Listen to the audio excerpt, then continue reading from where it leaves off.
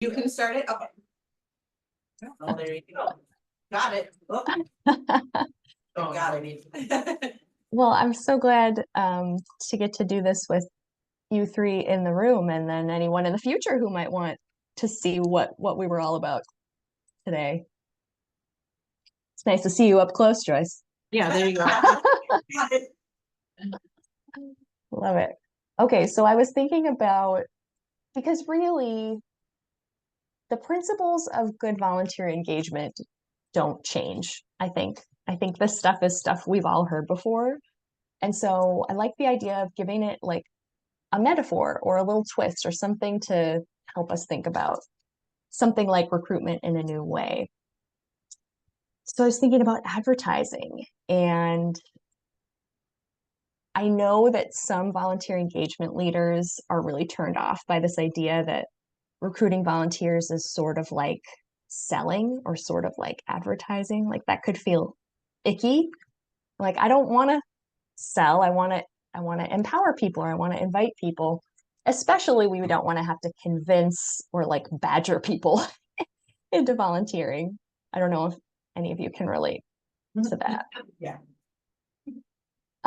So just thinking about advertising and what we can learn from it. Can we start with a little competition just for fun with the three of us? So here's my idea. I want you to take out pen and paper, and then, oh, don't start yet, timer. I'm going to give you 60 seconds to write down everything you can think of. Characteristics of effective retail advertising or just advertising that works on you. What works on you? Okay, are you ready? We're not 60 seconds, and then I'm going to pit you against each other. Okay, go. Can you guys hear the little song that it's playing? No. It's playing me a song. No, I got my.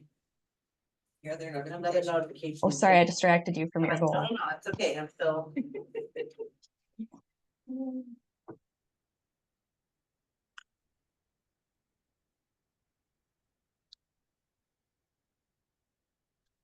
Just 30 seconds left.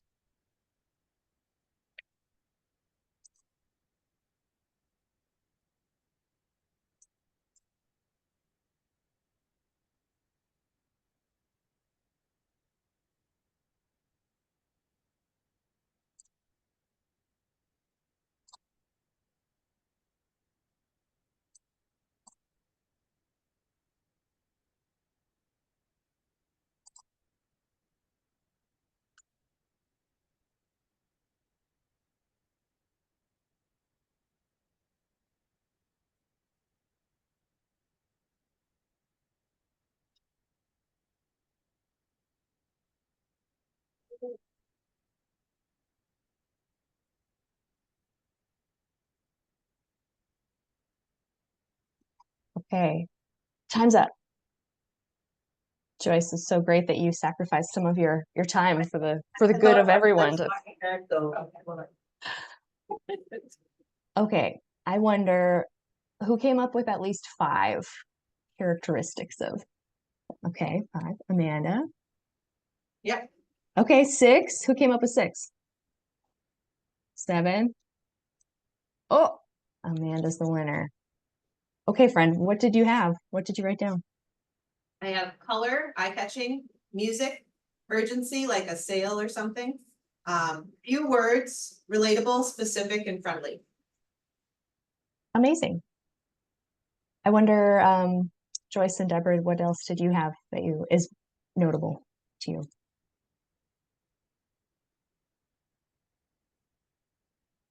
I guess catchy. I have catchy jingle, so that would probably go along with it. New and improved.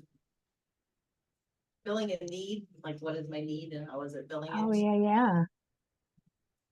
That's good. Yeah, similar. I think the two, I don't know if you said repetition, could be good and bad.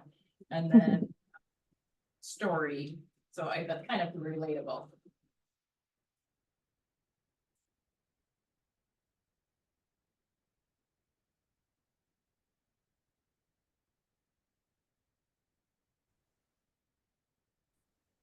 Did it for you? Oh, Oh, okay. Thank you for that. Oh no, it might be my internet connection. Well, thanks for bearing with me, friends. You're good, you're good. Okay. Okay, so thanks for thinking about this metaphor of like what's effective about advertising for the things that the advertising that works on us or maybe sometimes doesn't, and how we can use that to think about volunteer engagement, volunteer recruitment. These are like the few things that I thought of, and we'll kind of like fly through each of them just for fun. So I thought visibility was first, and to me this means people see the opportunities or hear the opportunities, hear about them. So obviously seeing makes me think of, a social media post. But then I think hearing about the opportunities can also be that word of mouth you were talking about, Joyce, or even like Amanda, what you mentioned with the networking. And I always share the stat that the number one way most people end up volunteering is because somebody asked them. I don't know where this came from, but I always say 60% of people volunteer because someone personally asked them and invited them. And then also, I thought it was interesting. We need to see a message 7 times before we respond. Again, I don't know where I got that, but I think it's just kind of a thing people say. And it makes me think about like the things that I would like to volunteer for, like, the cool organizations I have on my list, but it's not the right time for me yet. And I'm thinking about how sometimes, like, if I get an email from them, my no isn't really like, it's not like no, not ever. My no means like not yet, or this isn't the right time yet. And so I'm not saying we should like hound people over and over, but I wonder if like sometimes each ask might just be a valuable reminder to the prospective volunteer, like inching them closer to taking action. One more thing here. Oh, but then I think one of you already mentioned this. What's the danger of visibility? Can you have too much visibility for your opportunities? Yeah, I think it feels like it looks desperate, or like, well, how come I can't keep volunteers at whoever? Right. What's wrong with that? I mean, in our case, at least, it's not that we're, not keeping volunteers, it's more, You need you just need more. I wonder if, Sorry, side note, Go ahead. but thinking, Amanda, like, but maybe you can use that to your advantage, right? Like, this percentage of our volunteers, this is their length of service, or Yeah. come back again, or something, so. Yeah. I mean, I do think with family services, a lot of people think of you guys first, because. I mean, I know I'm in the volunteer field, but, it's like, that's where I would go if I didn't know anything, Okay. about the community. I probably would go there, but. And because it's so wide too, I mean, I heard for a lot. Well, we're celebrating 60 years Woohoo. next year, so it's been here a while. Around a while. Yeah, it has that reputation. Yeah. It also makes me wonder, like, when you think about advertising, what are the ads that you get all the time? Like, for whatever reason, the targeted ad for me is always deodorant, which I'm not sure how I feel about that. But they do get annoying, right? When you see them over and over. Oh, yeah.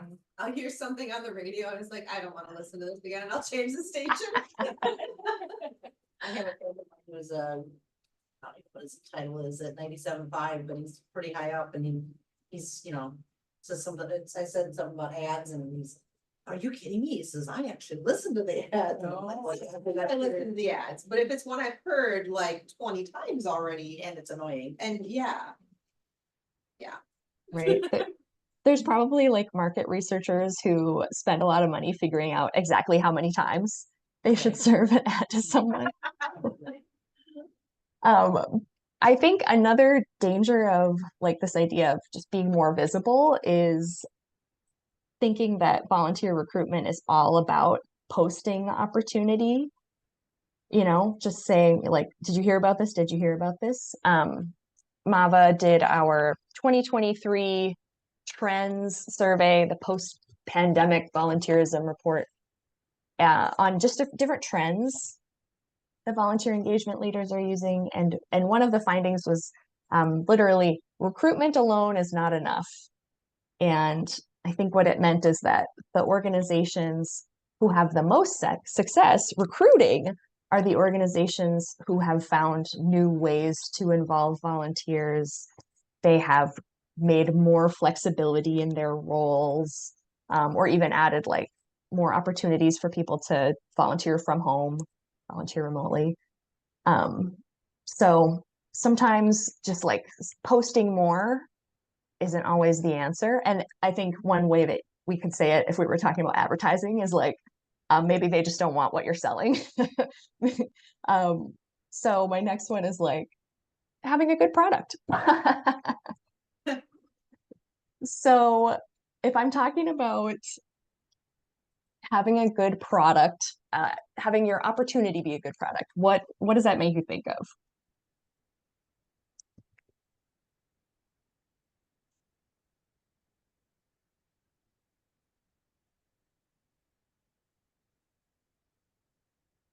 Well, just that the person gets a good experience out of volunteering, that they're trained well, that there's people there to connect with, if there's issues.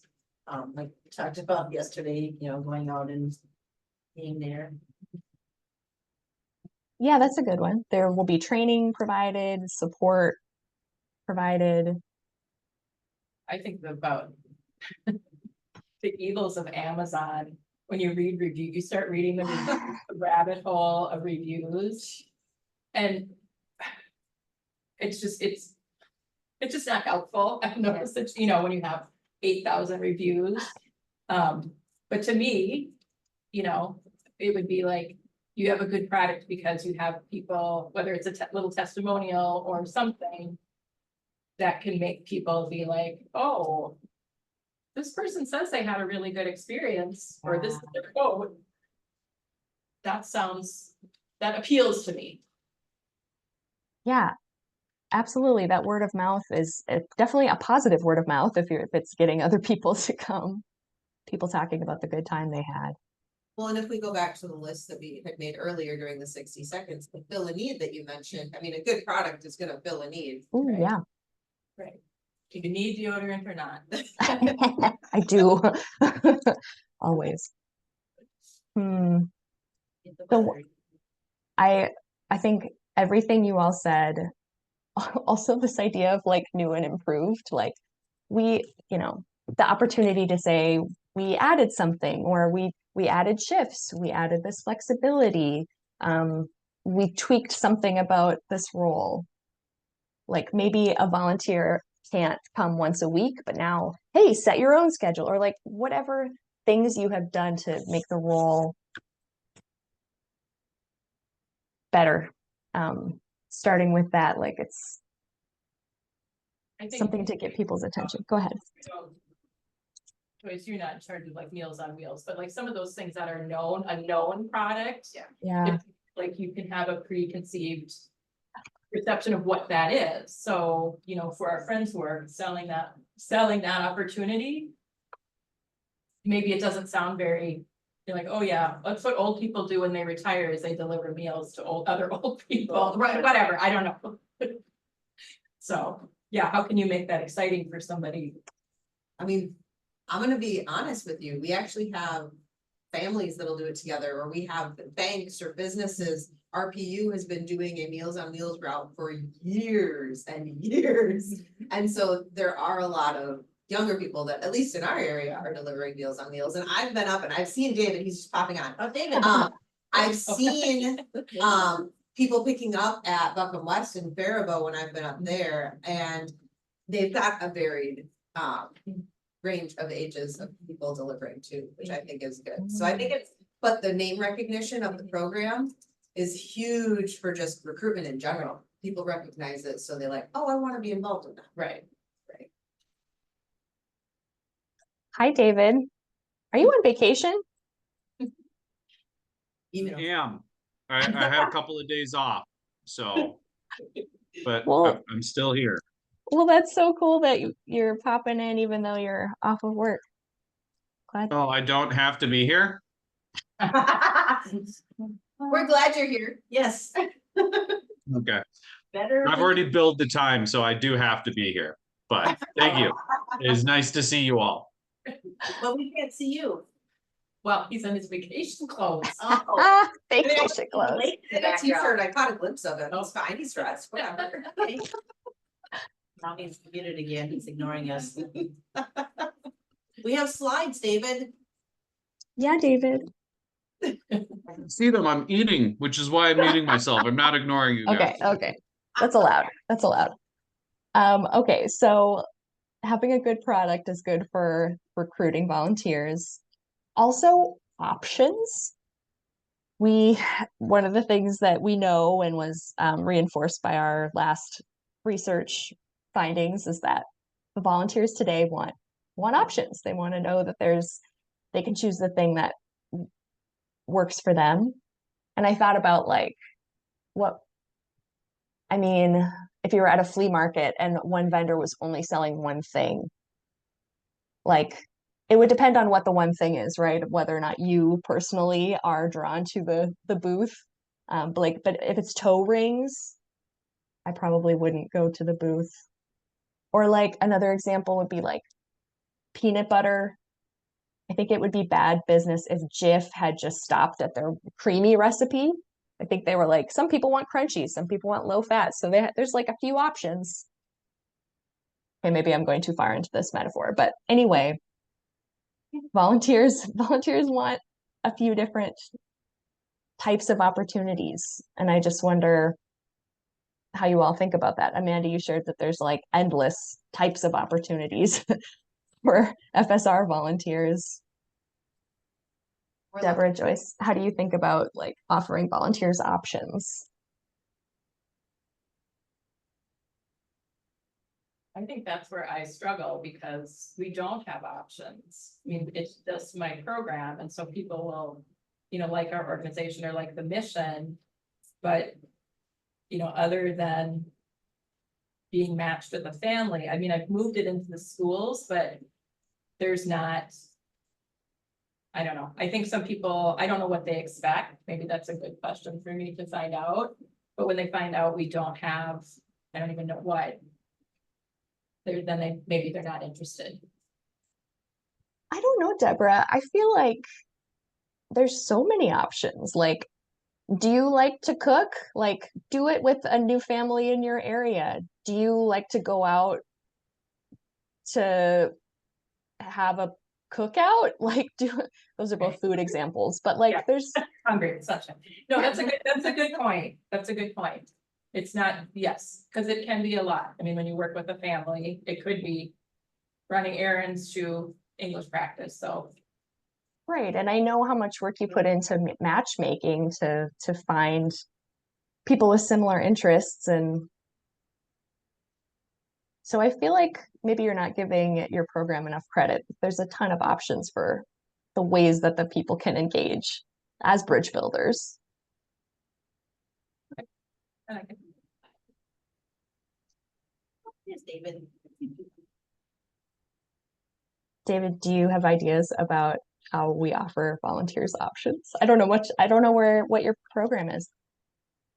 So I work for older adult services for Three Rivers Community Action. So we do a lot of what Family Services Rochester does, but we do it in the more rural communities. So Goodhue and Wabasha County specifically are where I help manage the volunteer side of Meals on Wheels. And then I've also expanded our offerings to chore and homemaker services, as well as we're starting up a respite program here now.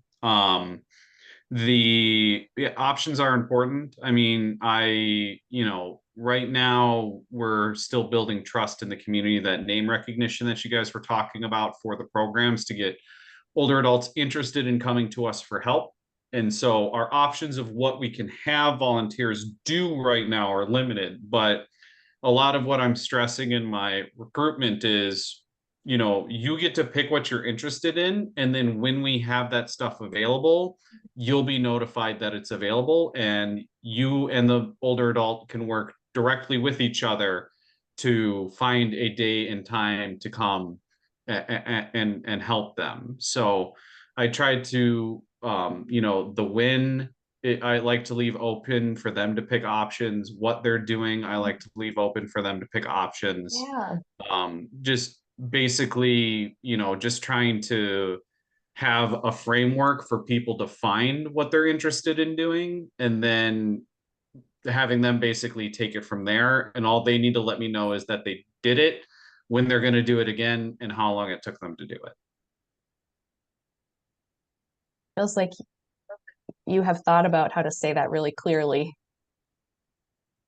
I've had to explain myself a lot to my bosses. Yeah, I really like what you're saying too about the when. Like there's a ton of options about of when you do this service you're interested in doing. Hmm. You know, if I'm telling people it's only going to take an hour out of your week, you know, I think a lot of them even say, well, if it's an hour during the middle of the day, I'm not going to be able to do it. And I'm telling them, well, if the only time that you have free to mow somebody's lawn is between 7 and 8 p.m., you can do that right now. It's light enough to do that. You know, you know, it doesn't have to happen during the middle of the day. It doesn't have to wait until the weekend if you've got a busy weekend, you know.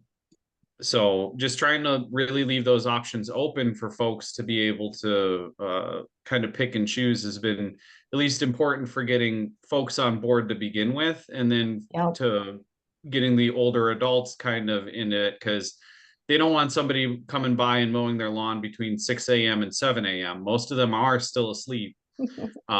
So leaving those options open for the participants too is important. Yeah. Thanks for sharing, David. It's a great example. I wanted to share another example. There's a library up in Two Harbors that recruits. They look for volunteers from the high school up there, and the message is, do you want to volunteer with your friends or with your headphones? Because they have opportunities where, you know, a high schooler is probably not going to go somewhere by themselves. That's scary. But you can come with your friend and try it. Or if you just want to like not interact with any people, they have opportunities too for people who are like, I just want to be in my own little world. So extroverts and introverts. I really like that example. Another thing I thought of is try before you buy. And this is like one of the things we always talk about with volunteer opportunities. How do you figure out how to let people dip their toes? You know, here's some examples I thought of. Can a prospective volunteer come just visit a shift or like just see what's going on? Or can you do an open house so people can come and like check out the space if there is a space that is relevant to them? Can someone job shadow another volunteer to see if they're interested before they start the long process of sometimes of being screened? This is kind of a lofty one, but can you get a grant to have a videographer make a video of what volunteering looks like? That's always the easy answer, right? Just get a grant for that. I know it's not that easy. So I wonder what you all think about with try before you buy. Because I know some weird people buy clothes in stores without trying the clothes on, and I would never ever do that. I want to try it on and see if it fits me. So I have to background check everybody Hmm. that wants to volunteer or is going to get the personal information of our older adults. So, I mean, if they're willing to sign up and shadow, you know what I mean, that would be fine. But unfortunately, they kind of have to buy into the signing up process. Um, you know, before we can share with them that information. So that's at least the bigger barrier there.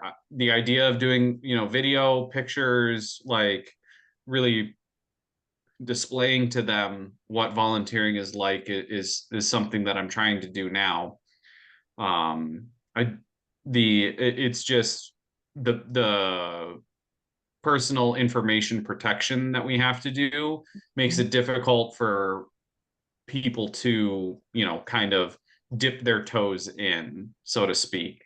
Totally. You know, we're not going to be doing open houses for the older adults. So Well, and we have the background check too, but one thing I've started doing is when people ask, you know, like, what, tell me about your program, whatever, and, you know, well, your day would begin, and I just kind of almost like tell a story of set the stage, like putting them there. You know, and this is what you would do, and just keep coming back to like using the you part rather than like, oh, our volunteers do, you know, whatever. It's that person-centered you language that then they can kind of almost picture themselves there rather than. Yeah. Yeah, it's just a little psychology, Yeah. but Yeah, I like that, Joyce. I'm in a similar situation to David where, yeah, we still get the background checks and everything done, but like if somebody doesn't want to do a Meals on Wheels route on their own, they can definitely shadow with one of our longtime volunteers and ride along with that. And then when you're talking about pictures and trying to tell the story of what volunteers are doing, we don't necessarily have a full video, but yes, we post, like when we have a group go out and do yard work or go out and do different projects, we will post thank yous on social media so that, yeah, the public can see this is kind of an example of, you know, what people have been doing when they come to volunteer. So it gives them a visual to add, which is nice. So, yeah. Yeah, I love this idea of like painting the scene, a word picture. yeah, stories are powerful. Well, and I guess if you're really going full in, right, because my husband's a video editor, like, you know. They don't go to Mayo actual patients and film, they have actors or, you know, like. Oh, true. Me and my kids have been in Yeah. videos where they're like, oh, you're a pregnant woman, here's the ultrasound, right? So. If you had access to that, maybe you create that with just people you know who are like, yeah, I'll be the old a senior who's getting the meal. Hey, welcome to my whatever, you know. Then you could get around that. Or you get the client to sign off. Or the That's client to really- sign off. Yeah. Yeah. Yeah. So I feel like we got to talk about motivations if we're talking about volunteer recruitment language. And I read that there's something called hygiene motivations, which is like the things that people expect. So I was reading that volunteers expect that an opportunity will be fun and meaningful. That's like baseline, which I was really surprised about because I feel like those words come up a lot when we're talking about what motivates a volunteer. But imagine that someone is expecting that's a given. So beyond an experience being good, people still need more motivation on top of that. And like, I thought of a few and then I want to hear your ideas. There's an issue in our community. You should learn about it. You can help us counteract the issue. You can plug into community, find community, learn a skill. What else do you all see when you hear from volunteers what motivated them? Well. Mhm. You wanna go ahead, David? No, you go. I've talked enough. Well, I haven't done a poll, so I've been with FSR now for just over a year.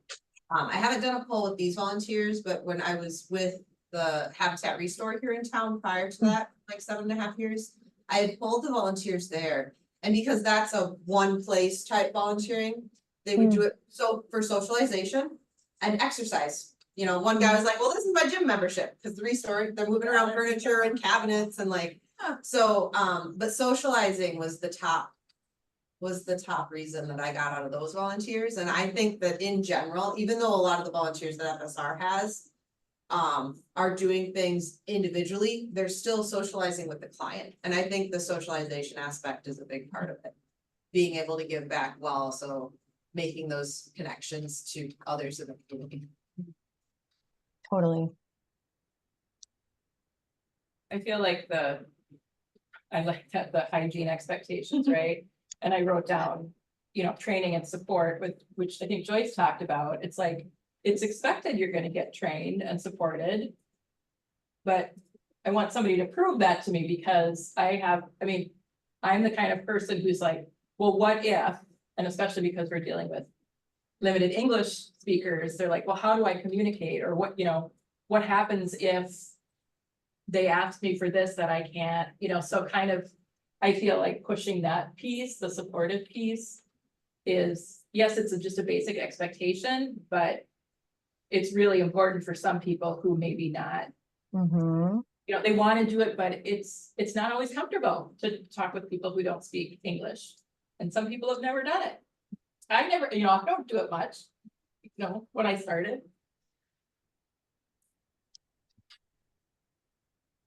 Yeah, I think that's smart, Deborah, because I think people do expect training and support, but not everybody has done a ton of volunteering and knows that that is something that is provided. And I think you're totally right that a lot of people might hear about the opportunity and then be like, sounds awkward.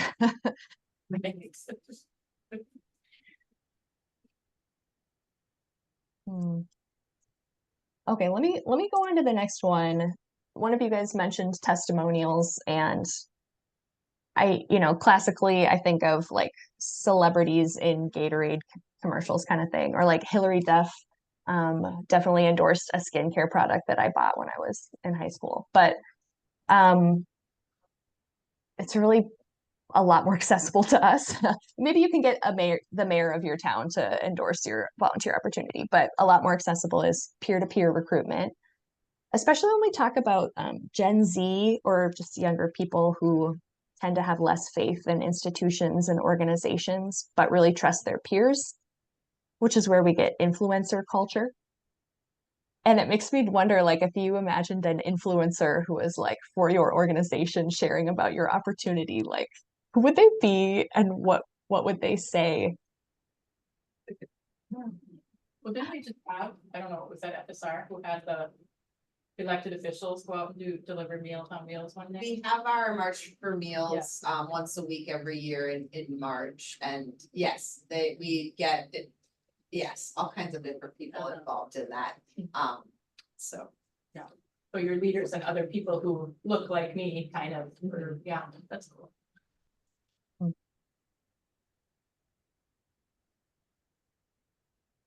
We could champions, it's called. What about if you think of an influencer being like one of your rock star volunteers who's like a regular person,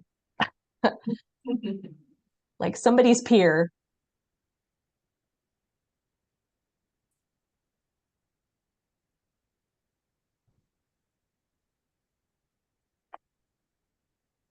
I know we always talk about how it's really smart for volunteer engagement leaders to, like, if you're doing recruitment, you can also acknowledge volunteers at the same time. So even thinking about it like recognition. So you're taking a moment to recognize one of your volunteers, maybe a picture if they're into that and their story of why they volunteer. And then bam, you have peer-to-peer recruitment. Or we talk about empowering volunteers to tell their story. I mean, not all of us have a bunch of, volunteers who are active on social media, but if you do you have a hashtag that you encourage them to use so that when they're talking about your organization, people see it and they know what they're talking about. There's a way for them to be brought back to your page. I think about that when, because I know FSR does it, the UMR, We university. partner with Collab, with their Collab side. But when they have their engagement fair, I've always thought, wouldn't it be great to have one of my UMR students being at the table with me? And I've asked, but nobody's really taken me up on that, but it's like, look, so I just talk about them. Oh, I have kids from the whatever who are volunteering with my group. So it's kind of like name dropping in a way, yeah. Yeah. Like, oh, but I have UMR students, they love to volunteer for me. I like that idea of name dropping as a strategy, Deborah. Yeah.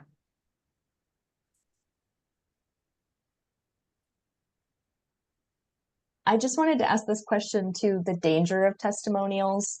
I'm thinking about how if we're only doing peer-to-peer recruitment, probably, I don't know, a lot of organizations are looking for, they want to reach more communities. They want to have more diverse volunteers in their pool.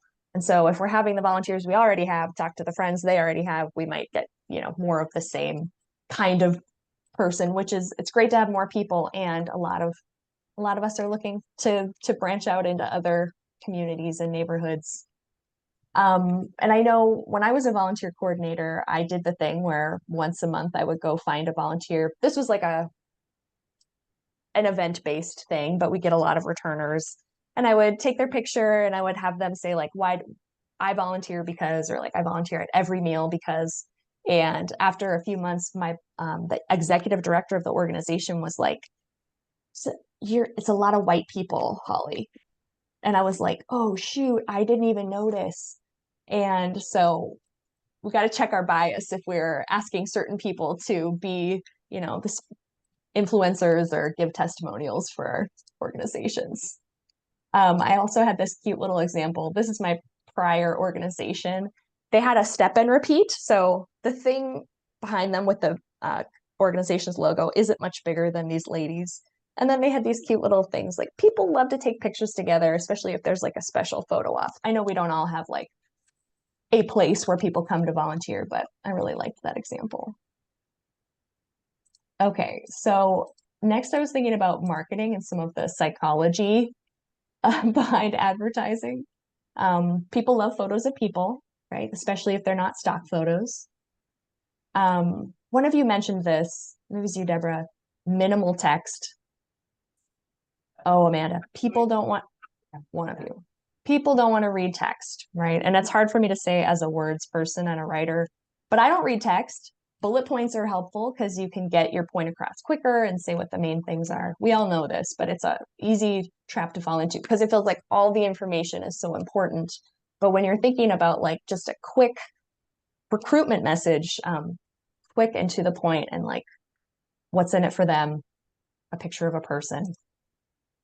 Oh, and then naming your product. This kind of goes right to Deborah's example of bridge builders. It really matters the titles that we give these roles. One example, when I was at every meal, we had one vendor who was sending cans of corn, but they weren't on the little flats. It wasn't like 24, it was just on a pallet, 24 cans of corn. No, they weren't even on a pallet. They were in a shipping container. It was a mess. And so we needed volunteers to come help us empty the shipping container. And someone came up with, let's call it a corn haul. Come on down to the corn hall and get your workout in for the day. And it was so cute and it definitely filled up really fast. Another example, and one organization renamed their front desk volunteer to the lead welcomer. So many good ideas for. I've heard one called first impression specialist. Oh, awesome. That's so good. And you like, I feel like that person who would say yes to that role would know right away that it's for them. Make it fun and then acknowledge multiple motivations. This kind of goes back to what we were saying in the last slide about motivations.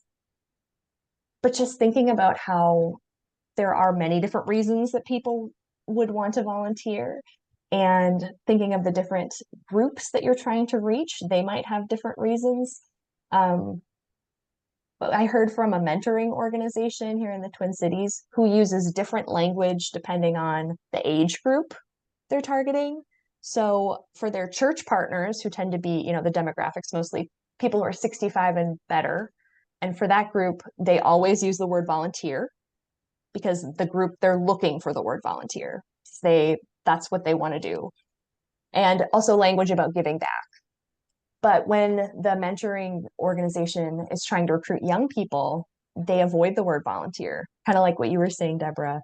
They have heard that young folks don't see themselves as volunteers. They don't resonate with the word volunteer. They think that is for older people.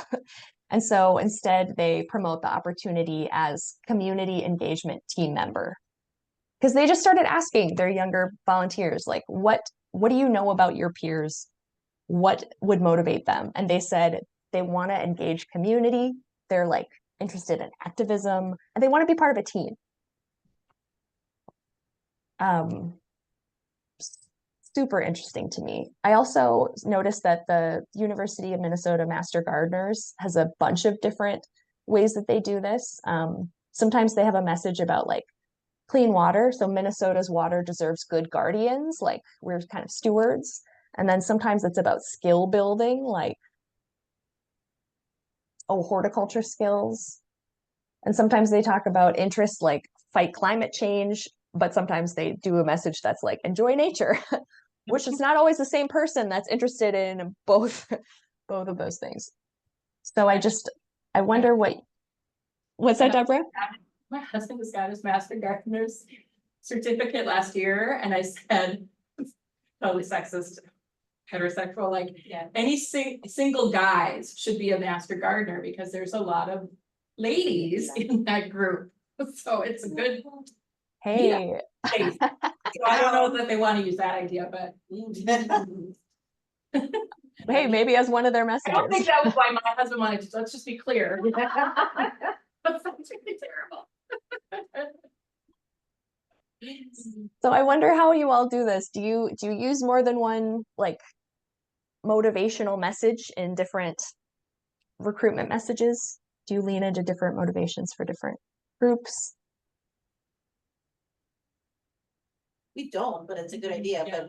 but the programs, the AmeriCorps Senior Program that I have, the volunteer has to be 55 plus, so there's already a certain demographic we're looking for. But the motivations might be different. Motivations are always different, Right. yes. Mhm. I was thinking about the minimal text and thinking about how many words are on our website about our program. And I serve on a national PTA committee and we're doing some lists of things. And so it's like a bulleted list, but then it's got links, right? So now I'm thinking, well, could we make the Facebook or webpage like have shorter things, but then a click here for more, for somebody like Holly and I who want more words, more description. But some people who might just be like, okay, you're gonna practice English with somebody. Okay, good. But then maybe you can go, oh, and this is what it looks like or whatever. Oh, that's smart. Yes, those kind of things. That kind of reminds me of like a choose your own adventure. Like they get to click the thing that they want to learn more about versus like, here's all of it. Right, right. Holly, we're getting close to noon. I don't know how much more you have. I mean, I'm okay. I don't know what everybody else, but we're. Okay, here's my final slide. I appreciate you, Joyce.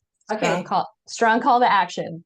So definitely somebody mentioned urgency, buy now kind of thing. And I just wonder what have you done or what can you do to create urgency to recruit volunteers? I know when I go out into a community, if I'm doing like a presentation to whatever group, I will research the clients that I have already in that area so that I can say, there's Jean, she lives right down the street. She's 67 years old. She needs this, this, and this. Personalize the call rather than like, we have a person in your area and, Oh, that's so smart. People definitely want stories about people.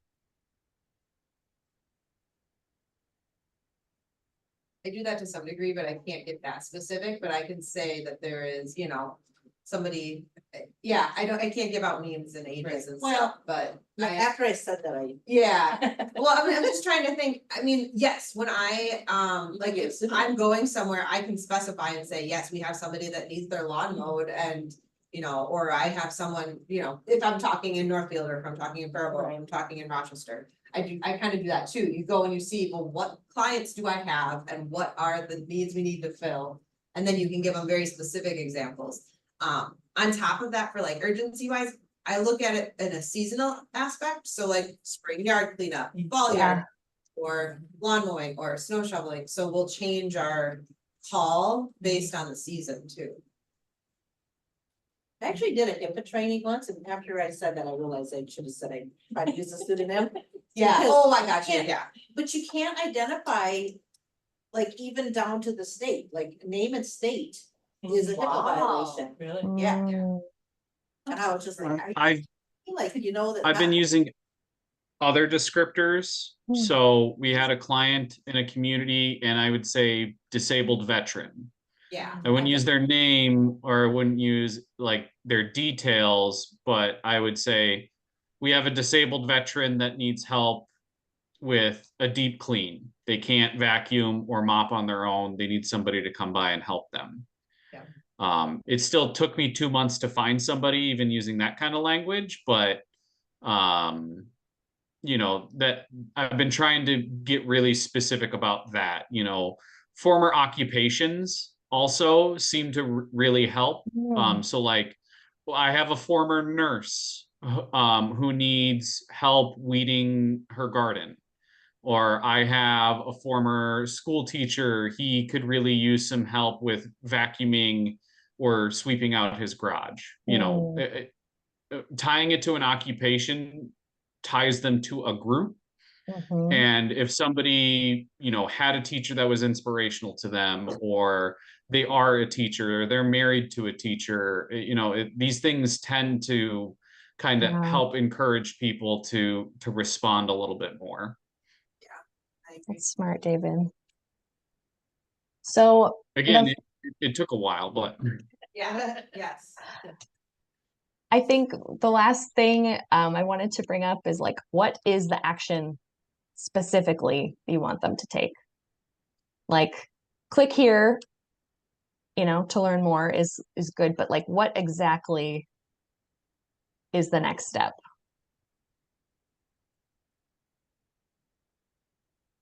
It's great to say, you know, here's my amazing motivational message, and then if there's no call to action, or if it's unclear what the call to action is, or if it's like learn more about our organization here, like that's something, but can the call to action be stronger? So like submit interest here, or I don't know how you all do this. Yeah, right.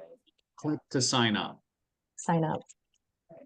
Are you a bridge builder? Click here. Yeah. Yeah. You can become a bridge builder. You want to become a bridge builder. You can use that one. Folks, is there any like one thing that's gonna stick with you, or one thing you want to experiment with? Like even one little step, something new to try? I like the Really, idea of- go ahead. I said, I was gonna say, I like the idea of empowering the volunteers to share and creating a hashtag specifically for them. Mm. It's good. I really like the use of you language, kind of making it more personal. And I really like the marketing tips, you know, minimal text. I've been putting some paragraphs up that I don't think people are actually reading. So helping tone that down a bit's going to be nice to getting people hopefully to respond. The multiple motivations I think is going to be important for me too, because mostly it's just been about giving back to community. There's a lot more that I could put in there too. Thanks, David. I'm glad you got something in the last half hour. Makes me think of, I don't, you know, I'm not in charge, but just a suggestion, would we ever want to do that in the future where we either all bring our volunteer flyers, or we look at some of our websites and kind of, you know, critique and share with each other, like, Yeah. you know. I like that idea, and if we want somebody that does branding to come in, I will talk to Samantha and bring her in. Yes. I will bet she'd be very interested, because she does a lot of work with nonprofits. She put together the website, the flyers for Rochester Fest. She does a lot of that, so. Yeah, that would be great. Yeah. And I think Yeah. I feel like that would empower me to look at some of other people's stuff too, because I think when we look at her own, it just, Yeah. it looks fine. Yeah. I think so often we get caught up in it's the same, we just know it's there and to look at it with fresh eyes, and we've all had that experience. Either good or bad, where you're on a website and you're just like, "Ah, this is so frustrating," Right. you know, Right. or you get the like, wow, this is really easy to navigate, I can Yeah. find what I want, Right. and what makes it that way, Right. and. Yeah. Yeah, the one that always drives me crazy is, I do not want to download a document by clicking here, like, Right, don't open yeah. up as a PDF for me. Like, Okay. Yeah. just- Good to know. We do have, so for example, if you're trying to get away from that, if you have a website that is like, here, click here to download. We also have ours, like, you click here to go to a page where we have that document posted. Yeah. Yeah, Mm. just on the website on a separate page altogether, but really the only way to get there, unless you know the exact link, is to click on that to be taken to the document page, so something, you know, Yeah, because opening documents drives me crazy, because yeah. depending if I'm on my phone and then it. Yeah.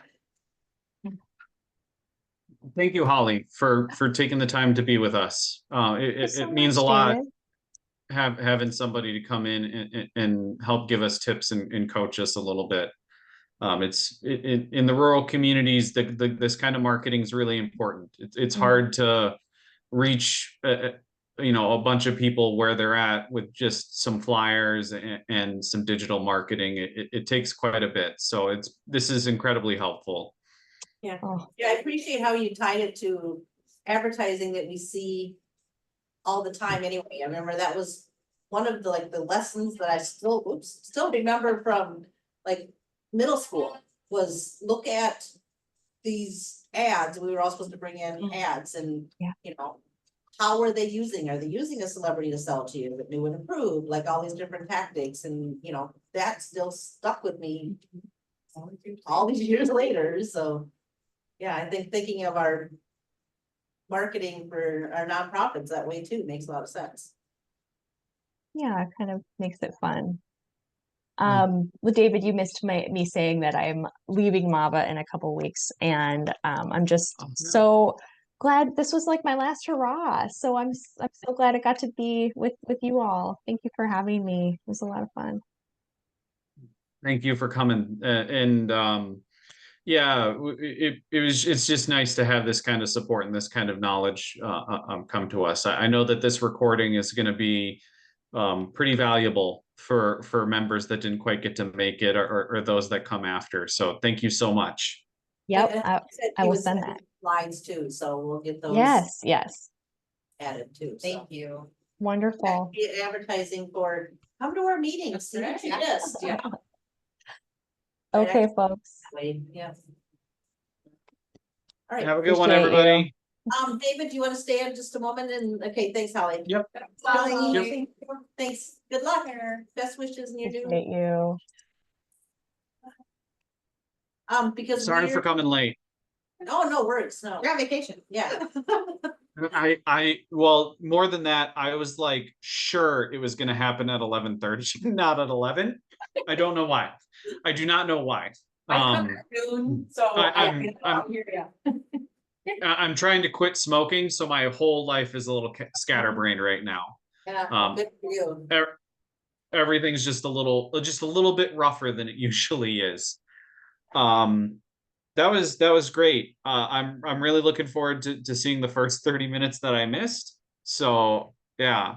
Well, and we didn't start recording until like quarter after or Yeah. even 20 after, so. Yeah.